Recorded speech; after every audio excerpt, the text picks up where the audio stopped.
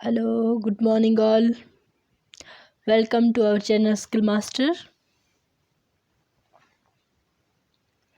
मैं हूँ प्रीति राठौर और आज हम NSTI मुंबई की टेस्ट सीरीज 6 को करने वाले हैं। हमने 5 सीरीज़ पहले ही कंप्लीट कर दी है, जिन्होंने नहीं देखी है वो जाकर देख सकते हैं। और साथ ही साथ में आज हम ओनली 25 क्वेश्चन करने वाले हैं। तो आज का सेशन हमारा ज़्यादा लंबा नहीं चलेगा, तो आपने बने रहना है और एक एक क्वेश्चन को समझना है और एग्जामिनेशन पॉइंट ऑफ व्यू से जो भी क्वेश्चन आपको इम्पोर्टेंट लगते हैं उसको नोट करना है और अपनी मेमोरी में स्टोर करके रखना है, ठीक है, रिटेन करके रखना है, ताकि जब एग्ज़ाम हो तो आप इन सारे क्वेश्चन को रिकॉल कर सको, ठीक है, और अच्छे से अपने एग्ज़ाम दे सको। तो चलो शुरू करते हैं आज के सेशन को। आज का पहला क्वेश्चन है हमारा, base of instructional technology is. आपको बतानी है कि इंस्ट्रक्शनल टेक्नोलॉजी का क्या बेस है। ऑप्शन नंबर ए है psychological and scientific, option number B है साइकोलॉजिकल, ऑप्शन नंबर सी है philosophical, classical and psychological, and option number D है अबाउट बी एंड सी।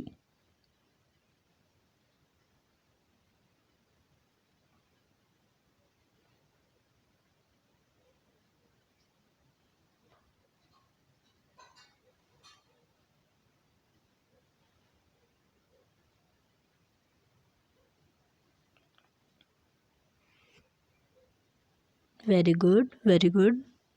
तो हमारी इंस्ट्रक्शन टेक्नोलॉजी क्या है? साइकोलॉजिकल एंड साइंटिफिक है, ठीक है। हमारी इंस्ट्रक्शन टेक्नोलॉजी का बेस है कि वो साइकोलॉजिकल होती है और साइंटिफिक होती है, ठीक है। बढ़ते हैं नेक्स्ट क्वेश्चन की तरफ। क्वेश्चन नंबर सेकंड है हमारे पास, teacher place in teaching technology. आपको बताना है कि टीचिंग टेक्नोलॉजी में टीचर का क्या प्लेस होता है, एज ए हेल्पर या एज ए मैनेजर, या सेकेंड प्लेस होता है या फर्स्ट प्लेस होता है।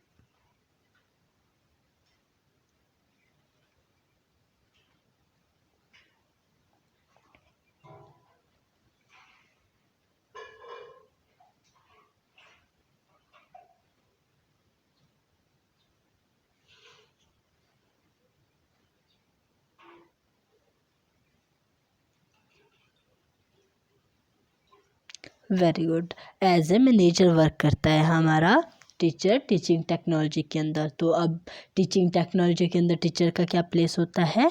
मैनेजर का प्लेस होता है, ठीक है, जो हर चीज़ को मैनेज करता है, ठीक है। बढ़ते हैं नेक्स्ट क्वेश्चन की तरफ।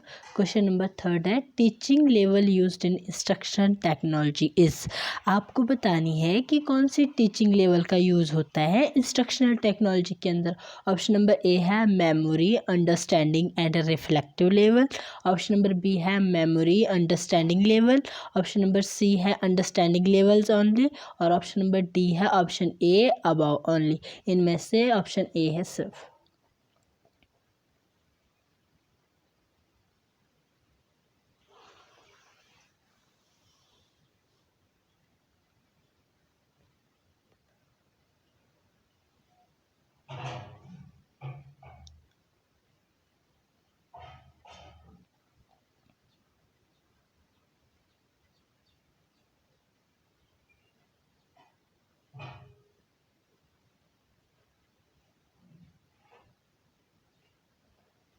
गुड। कौन कौन से लेवल है हमारे पास? Memory level, teaching level used in instruction technology. Instructional technology में टीचिंग के कौन से लेवल यूज़ होती है? सिर्फ आपकी अंडरस्टैंडिंग लेवल यूज़ होता है।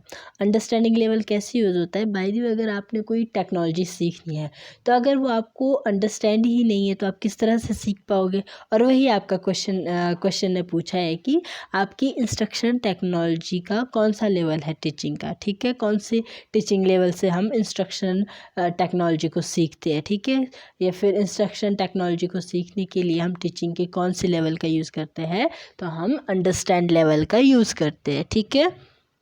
बढ़ते हैं नेक्स्ट क्वेश्चन की तरफ। क्वेश्चन नंबर 4 है, content present before the student are 3 level.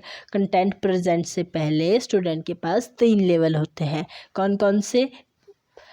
Memory level, understanding level, reflective level, या all of the above?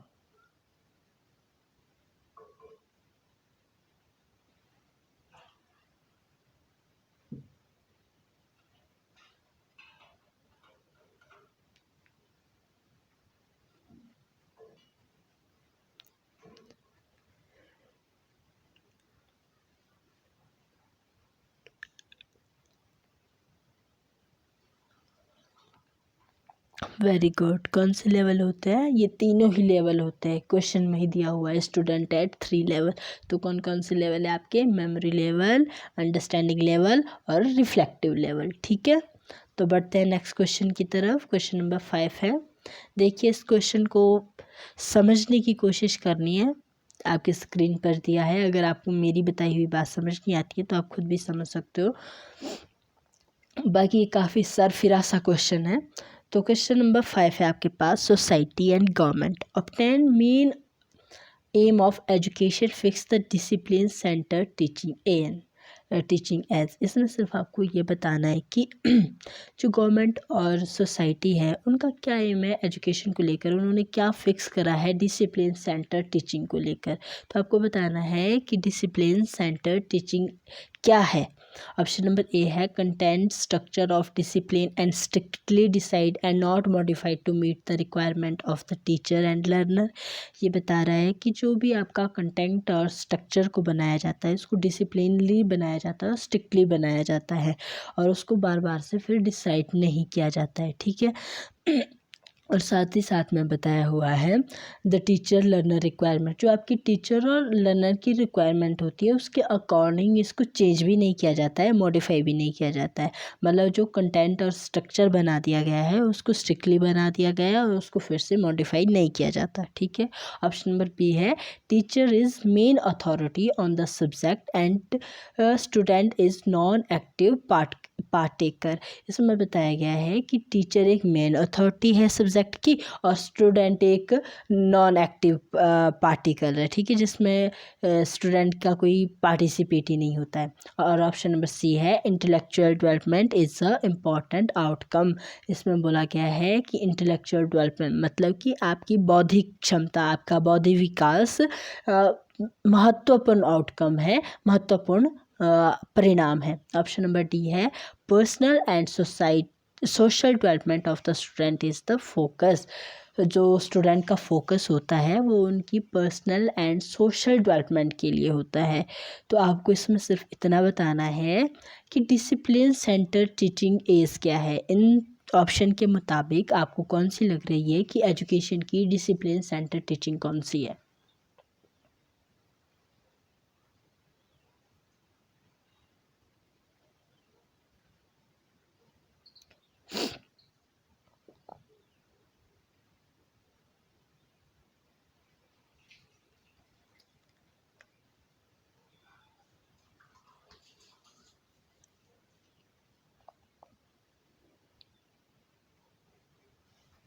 Very good. कौन सी हमारी? ऑप्शन नंबर ए है, क्योंकि उसमें थोड़ा सा डिसिप्लिन से रिलेटेड भी दिया हुआ है।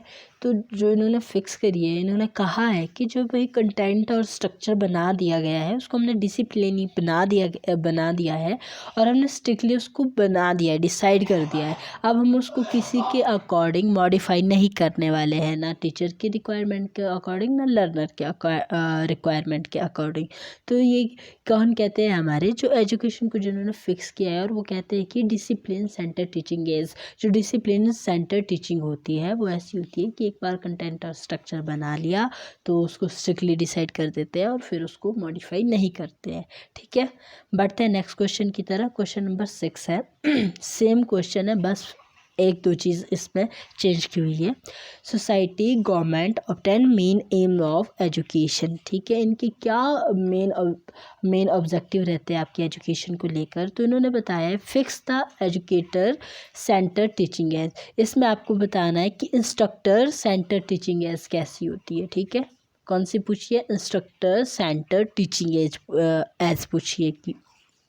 तो ऑप्शन नंबर ए सेम है आपके ऑप्शन ऑप्शन नंबर ए है content and structure of discipline and strictly decide and not modified to meet the requirement of the teacher learner. Option number B है teacher is main authority on the subject and student is not active particle.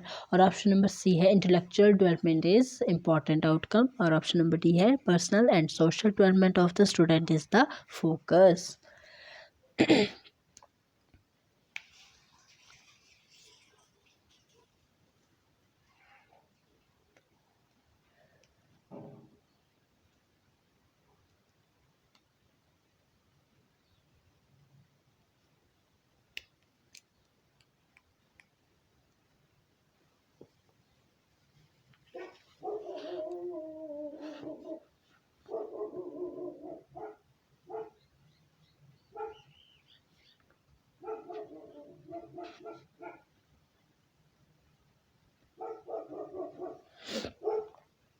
Very good. तो इसमें हमारा answer क्या हो जाएगा, teacher is main authority on the subject and student is not active partaker.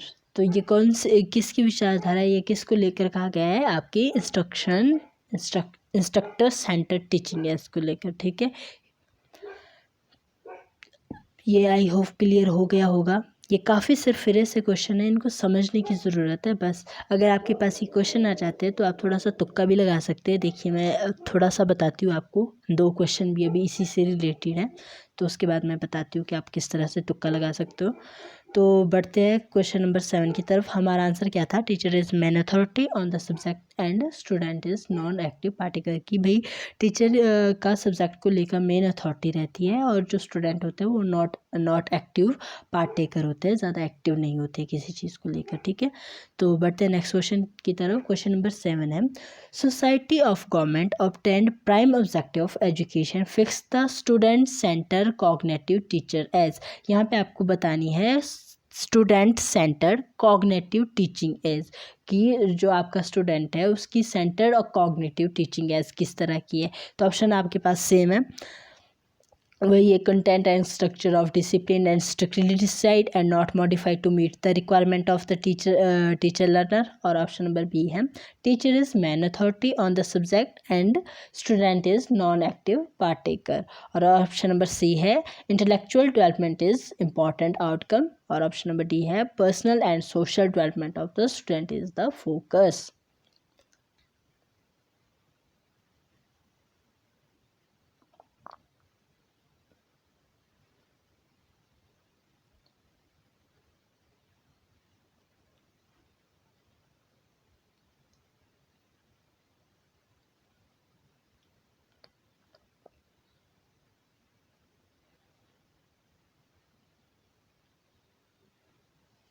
Very good. तो इसका answer है हमारे पास intellectual development is important outcome, ठीक है। तो बढ़ते हैं नेक्स्ट क्वेश्चन की तरफ। क्वेश्चन नंबर 8 है, society government obtain prime aim of education fix the student centre active affective teaching aid. यहाँ पे बतानी है आपको student centre affective teaching aid कौन सी इनमें से।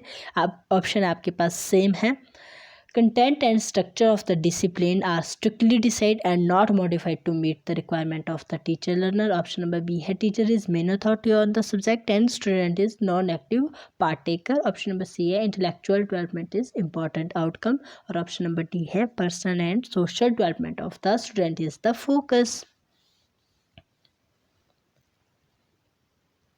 Very good. अब तो सेम ऑप्शन थे, फटाफट आपके आंसर भी आ गए।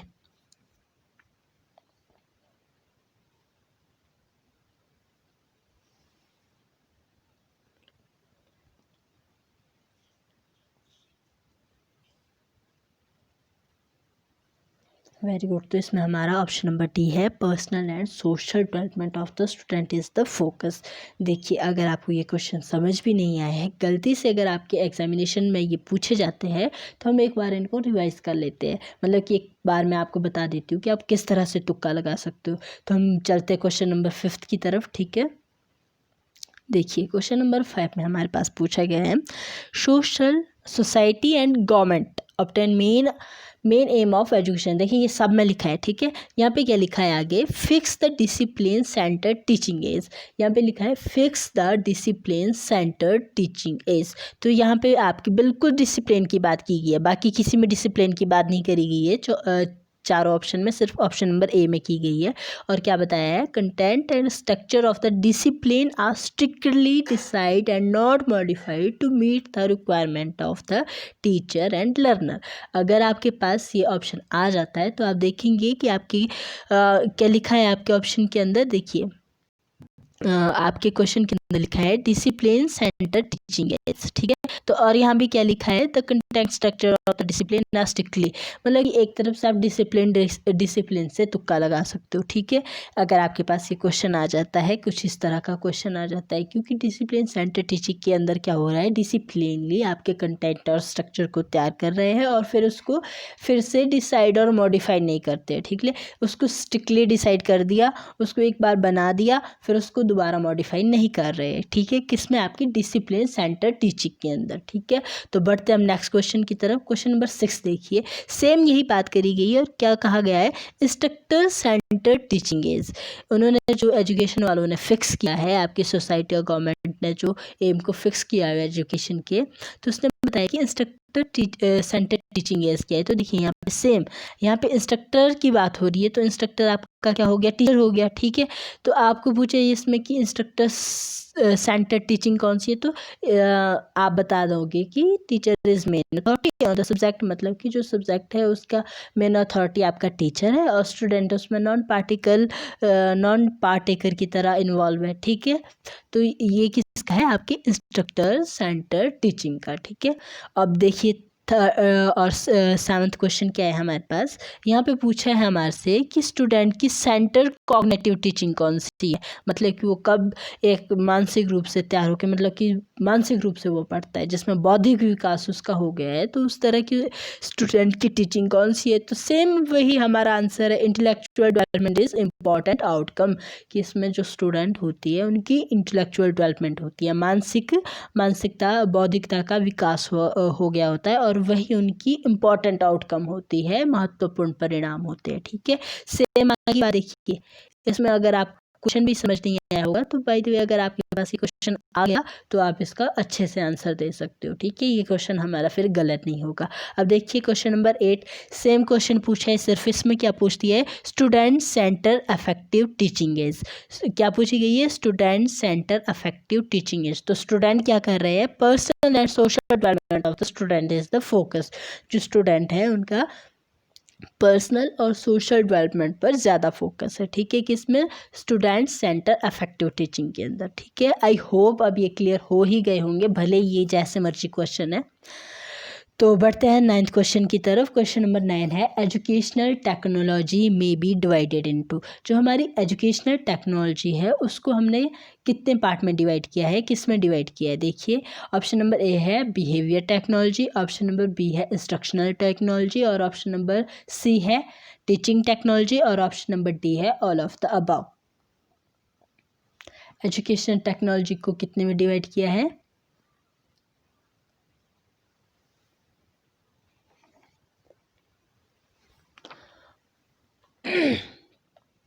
किस में डिवाइड करते हैं हम एजुकेशन टेक्नोलॉजी को, आपके बिहेवियर में, इंस्ट्रक्शनल में, या टीचिंग में।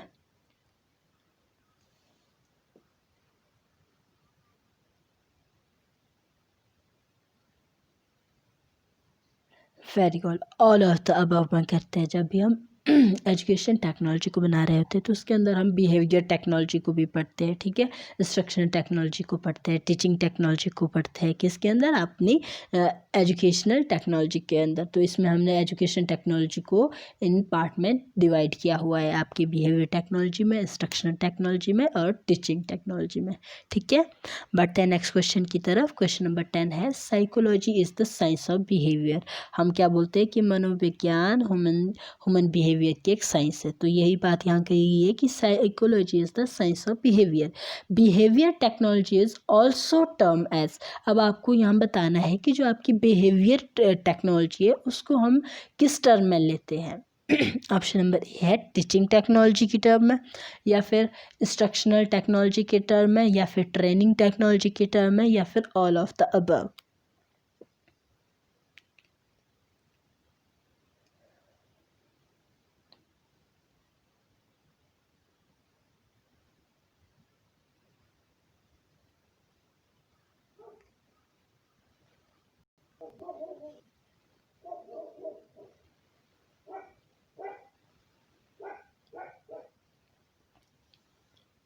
Very good, all of the above हमारा आंसर है, क्योंकि साइकोलॉजी के अंदर इसने कहा कि ये साइंस ऑफ बिहेवियर है, ठीक है। तो बिहेवियर टेक्नोलॉजी के अंदर हम क्या पढ़ते हैं कि किस तरह से किसी को हमने टीचिंग करवानी है, तो वो हो जाती है हमारी टीचिंग टेक्नोलॉजी। और किस तरह से हमने इंस्ट्रक्शन करना है, किस तरह से हमने बताना है, किस तरह से इंस्ट्रक्ट करना है अपने स्टूडेंट को, तो वो होगी हमारी इंस्ट्रक्शनल टेक्नोलॉजी, ठीक है। और इंस्ट्रक्शनल टेक्नोलॉजी के अलग अलग मॉडल भी बने हैं, ठीक है। और फिर है सी, ट्रेनिंग टेक्नोलॉजी की, किस तरह से हमने ट्रेनिंग देनी है, ठीक है। तो वो कौन सी टेक्नोलॉजी हमारी ट्रेनिंग टेक्नोलॉजी है। तो आई होप ये क्वेश्चन भी क्लियर हो गया होगा कि बिहेवियर टेक्नोलॉजी को हम किस तरह से टर्म करते हैं, किस में टर्म करते हैं। आप टीचिंग टेक्नोलॉजी के अंदर भी, इंस्ट्रक्शन टेक्नोलॉजी के अंदर भी और ट्रेनिंग टेक्नोलॉजी के अंदर भी डिवाइड करते हो, या फिर आप बोल सकते हो कि ऑल्सो टर्म एज, इसको शामिल किया जाता है, ठीक है। और क्वेश्चन नंबर 11 है प्रेजेंट एजुकेशन इज। देखिए मॉडर्न एजुकेशन भी आ सकती थी, पर यहाँ पूछी गई है प्रेजेंट एजुकेशन इज, आजकल की कौन सी एजुकेशन है। ऑप्शन नंबर ए है child center, option number B है teacher center, option number C है बोथ ए एंड बी, और ऑप्शन नंबर डी है नन ऑफ द अबव।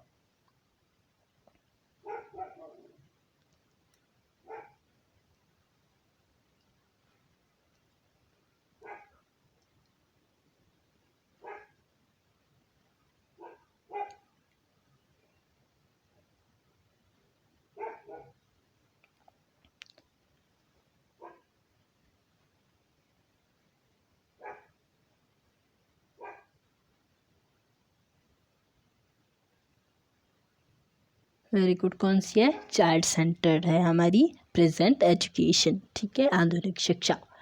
तो बढ़ते हैं नेक्स्ट क्वेश्चन की तरफ। क्वेश्चन नंबर 12 है we can divide in teaching is 2 element. हमने वही टीचिंग को 2 एलिमेंट में डिवाइड किया है, तो आपको वो 2 एलिमेंट बताने कौन से है, कंटेंट एंड कम्युनिकेशन, या ऑप्शन नंबर बी है टीचर एंड स्टूडेंट, और या ऑप्शन नंबर सी है बोथ ए एंड बी, और ऑप्शन नंबर डी है नन ऑफ द अबव।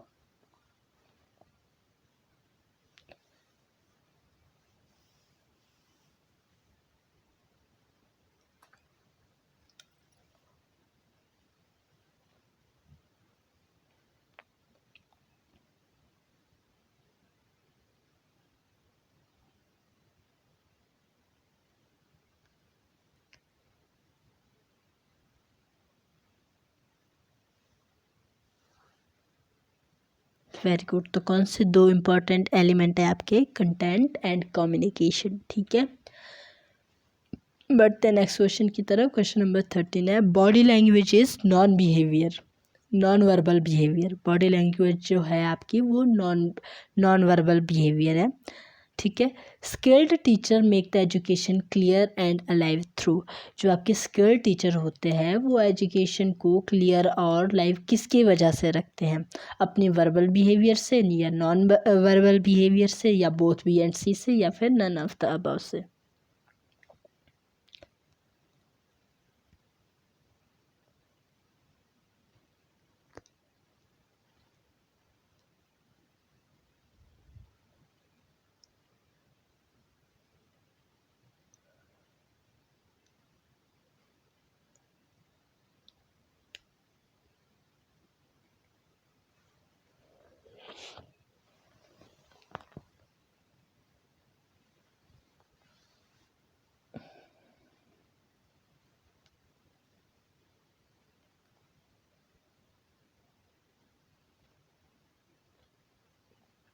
देखिए तो इसमें आपका आंसर बताया गया है नॉन वर्बल बिहेवियर।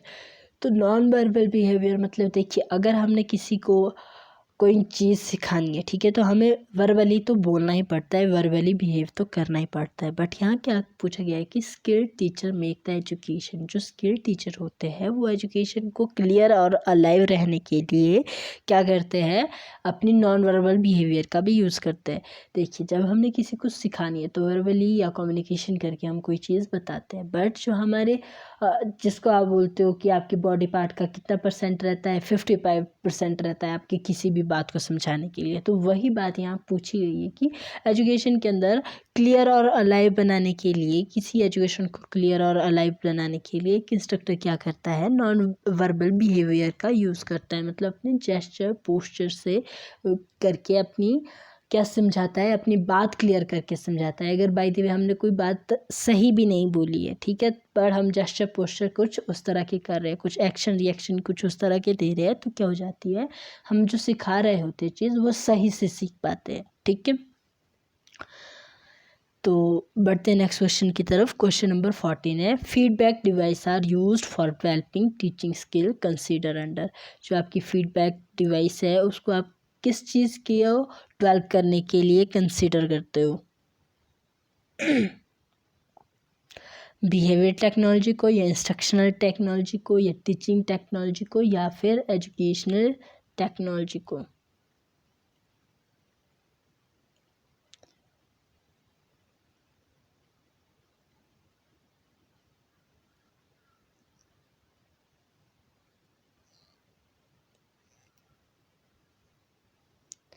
तो हम फीडबैक डिवाइस का यूज़ कौन सी स्किल टीचिंग को डेवलप करने के लिए करते हैं?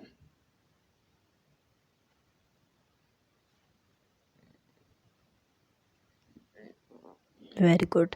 बिहेवियर टेक्नोलॉजी को डेवलप करने के लिए हम फीडबैक डिवाइस का यूज़ करते हैं। ठीक है, अगर हमने बिहेवियर टेक्नोलॉजी को डेवलप करना है तो हम क्या कर रहे हैं? फीडबैक डिवाइस का यूज़ कर रहे हैं। ठीक है, हम लेते हैं ना फीडबैक अपने अपने आप को इवेलुएट करने के लिए, ताकि हम अपने बिहेव में थोड़ा सा चेंज ला सके, बिहेवियर को थोड़ा सा चेंज कर सके, और किसके अकॉर्डिंग कर सके? अपने लर्नर के अकॉर्डिंग कर सके, ताकि उनको हमारी पढ़ाई हुई चीज़ समझ आ जाए। ठीक है, तो बढ़ते हैं नेक्स्ट क्वेश्चन की तरफ। क्वेश्चन नंबर 15 है, instruction means communication of information. यहाँ बता रहा है कि इंस्ट्रक्शन का मीनिंग है कम्युनिकेशन, मतलब कि इंफॉर्मेशन की कम्युनिकेशन करना। ठीक है, इंस्ट्रक्शन का मीन है कि कम्युनिकेशन, इस इंफॉर्मेशन की कम्युनिकेशन करनी है आपको। ठीक है, तो इसको जो आप कम्युनिकेशन डन करनी है ना आपको, वो आप किस तरह से करते हो? अदर पर्सन से करते हो, या other method like press and TV से करते हो, या टीचर से करते हो, या फिर ऑल ऑफ द अबव से करते हो?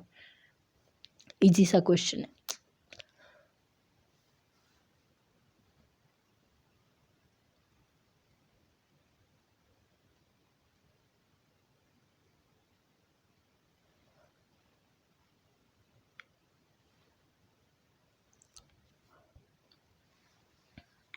वेरी गुड, ये सभी करते हैं। ठीक है, हम अदर पर्सन से बातचीत करके भी कम्युनिकेशन को कंप्लीट कर सकते हैं, फिर या फिर हमारी कम्युनिकेशन को हमारी टीवी और प्रेस भी करते हैं, टीचर से भी करते हैं। तो हमारा आंसर क्या हो गया है? All of the above. बढ़ते हैं नेक्स्ट क्वेश्चन की तरफ। क्वेश्चन नंबर 16 है, teaching technology is very important area of educational technology, it consist of. देखिए, जो आपका क्वेश्चन है वो बोल रहा है कि जो टीचिंग टेक्नोलॉजी है ना, एजुकेशन टेक्नोलॉजी का, वो इम्पॉर्टेंट एरिया है। तो आपको ये बताना है कि किसके साथ कंसिस्ट करती है। ठीक है, कौन? एजुकेशन टेक्नोलॉजी, टीचिंग टेक्नोलॉजी आपकी किसके साथ कंसिस्ट करती है? ऑप्शन नंबर ए है बेसिक कंसेप्ट्स के साथ, या फिर टीचिंग मेथड के साथ, या टीचिंग एड्स, या फिर ऑल ऑफ द अबव।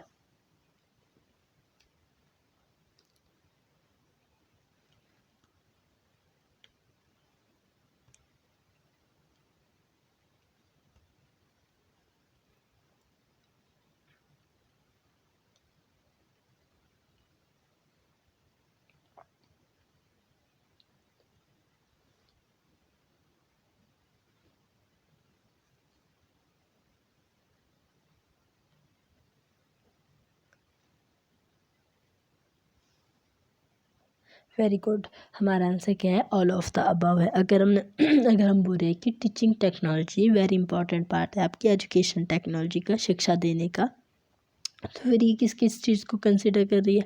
आपके बेसिक कंसेप्ट भी, आपकी टीचिंग मेथड भी, आपकी टीचिंग एड्स भी। ठीक है, किस किस के साथ कंसिडर करती है? आपकी कंसेप्ट, मेथड और एड्स के साथ। ठीक है, बढ़ते हैं नेक्स्ट क्वेश्चन की तरफ। क्वेश्चन नंबर 17 है, in the teaching process in democracy. आपको बतानी है कि टीचिंग प्रोसेस क्या होती है आपकी डेमोक्रेसी के अंदर, या फिर आप बोल सकते हो इसको कि डेमोक्रेसी में टीचिंग प्रोसेस कौन सी है। ऑप्शन नंबर ए है, place of the teacher is main and learner is second. Option number B, teacher focus the knowledge externally by crushing the interest and need of the learner. या option number C है, free instruction empower teacher and learner. Option number D है, only teacher is active, learner are fearful and inactive listener and follow his instruction.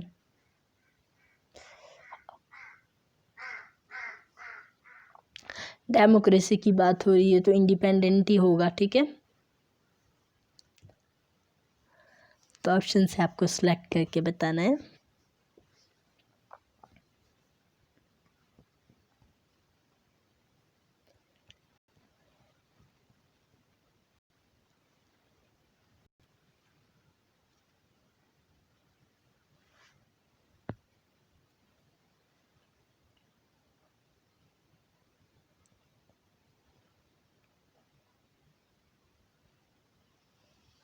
Very good. कौन सी है? Free instruction empower teacher and learner. अब तो I hope अगर कहीं भी democracy की बात आएगी तो आप समझोगे कि हाँ इसमें फ्री इंडिपेंडेंट है हर चीज़। तो सेम हमारा ऑप्शन भी वही है, हमारा आंसर भी वही है।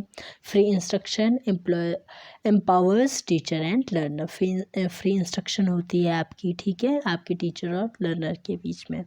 और क्वेश्चन नंबर 18 है, in the teaching process in ऑडोकेरी।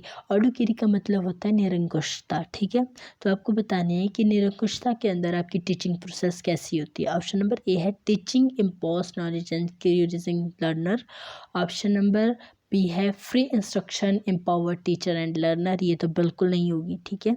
Option number C है will of the public is appreciated by preferring public will. Option number D है learner is main and teacher is second.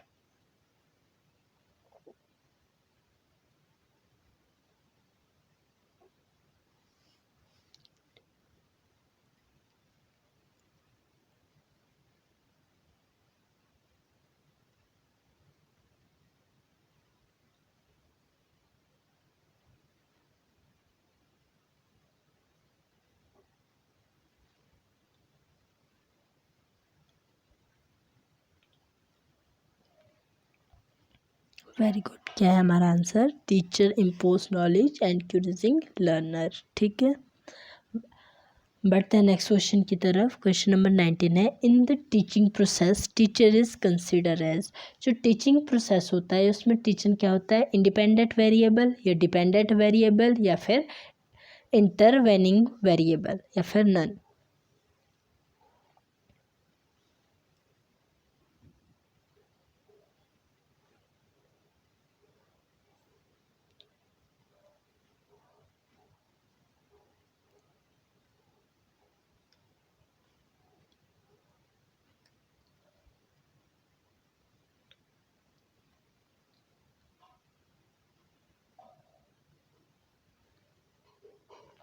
Very good. कौन सा variable होता है आपका? Independent variable होता है। अब बढ़ते हैं नेक्स्ट क्वेश्चन की तरफ। In the teaching process learner is consider as. और टीचिंग प्रोसेस के अंदर हम लर्नर को कौन से वेरिएबल में कंसिडर करते हैं? इंडिपेंडेंट वेरिएबल में या डिपेंडेंट वेरिएबल में या फिर इंटरवेनिंग वेरिएबल में या फिर नन में? नन मतलब इनमें से कोई नहीं।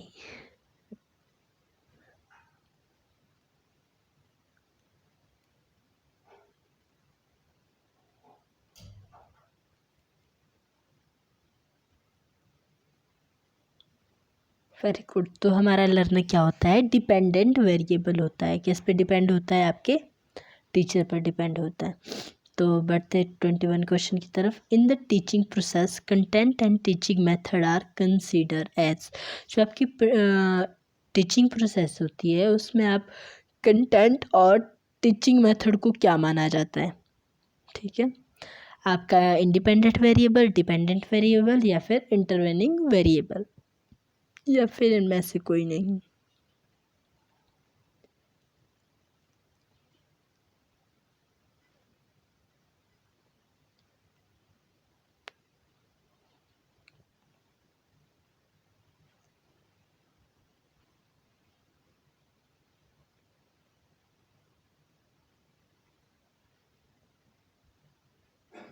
Very good. कौन सा है?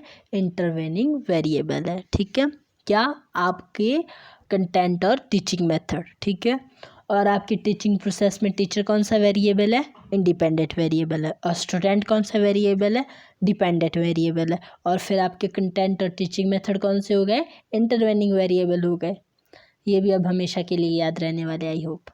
अब क्वेश्चन नंबर 22 है, रेनफोर्स्ड टीचिंग मीन्स। रेनफोर्स्ड का टीचिंग के अंदर क्या मीनिंग है? ऑप्शन नंबर ए है developing view and innovativeness. Option number B है making learner process effective by instruction. Option number C show down the process of forgetting by this. Option number D है forgetting incorrect teaching.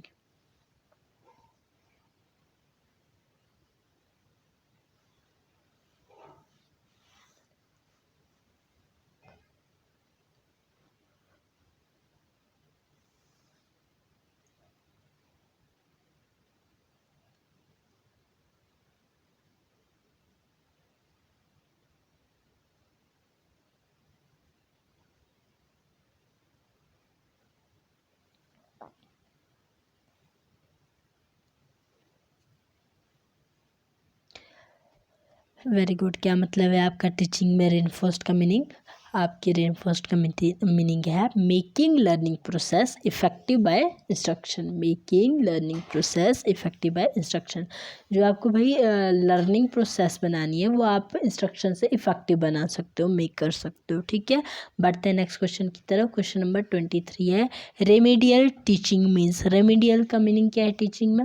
Option number A है developing view and innovativeness. Option number B making learner process effective by instruction interaction. Option number C है slow down the process of forgetting by this. Option number D है correct incorrect teaching.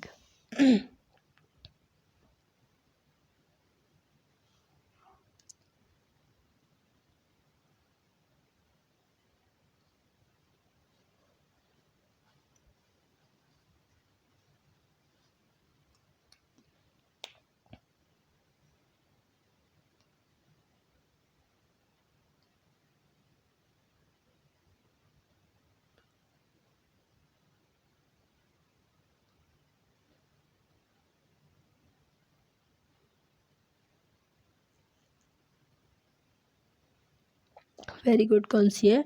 Correct incorrect teaching है। कौन सी? Remedial का meaning. Teaching में remedial का meaning है correct incorrect teaching. बढ़ते हैं नेक्स्ट क्वेश्चन की तरफ। क्वेश्चन नंबर 24 है repetition and exercise in teaching. Repetition और एक्सरसाइज क्या है आपकी टीचिंग में? ऑप्शन नंबर ए है developing view and innovativeness. Option number B है making learner process effective by instruction. Option number C है slow down the process of forgetting. Option number D correct incorrect teaching.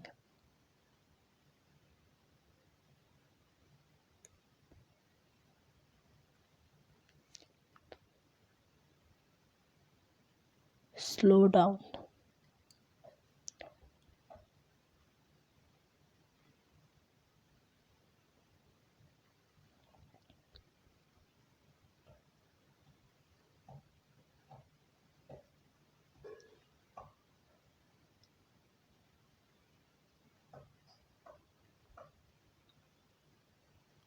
Okay तो क्या मतलब है आपकी repetition और exercise का? Slow down the process of forgetting. मतलब कि आप भूलने में और फॉरगेट करने में किसी चीज़ को भूलने में आप थोड़े से धीमे हो जाओगे जब आप किसी चीज़ को बार बार रिपीट करोगे और एक्सरसाइज करोगे। मतलब कि अगर हम किसी चीज़ को बार बार रिपीट करेंगे, रिपीटेशन करते रहेंगे, किसी चीज़ की बार बार एक्सरसाइज करते रहेंगे तो वो चीज़ हमें नहीं भूलती है, ठीक है। तो टीचिंग के अंदर रिपीटेशन और एक्सरसाइज का मीनिंग ही यही होता है कि हम बार बार अपने स्टूडेंट को क्या करवाए, हर चीज़ रिपीट करवाए, बार बार एक्सरसाइज करवाए, ताकि जो उनकी भूलने की शक्ति है, जो वो हर चीज़ को जल्दी भूल जाते हैं, उस चीज़ का प्रोसेस थोड़ा धीमा हो जाए और उन्हें लॉन्ग टाइम तक उनके दिमाग में ये चीज़ रिटेन हो जाए, ठीक है।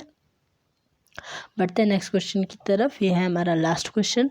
क्वेश्चन नंबर 25 है creativity and self expression in teaching mean. Creativity और सेल्फ एक्सप्रेशन का क्या मीनिंग है आपकी टीचिंग लर्निंग में? ऑप्शन आपके पास सेम दिए हैं। ऑप्शन नंबर ए है developing view and innovativeness. Option number B making learning process effective by instruction. और ऑप्शन नंबर सी है slow down the process of forgetting. और ऑप्शन नंबर डी है करेक्ट इनकरेक्ट टीचिंग।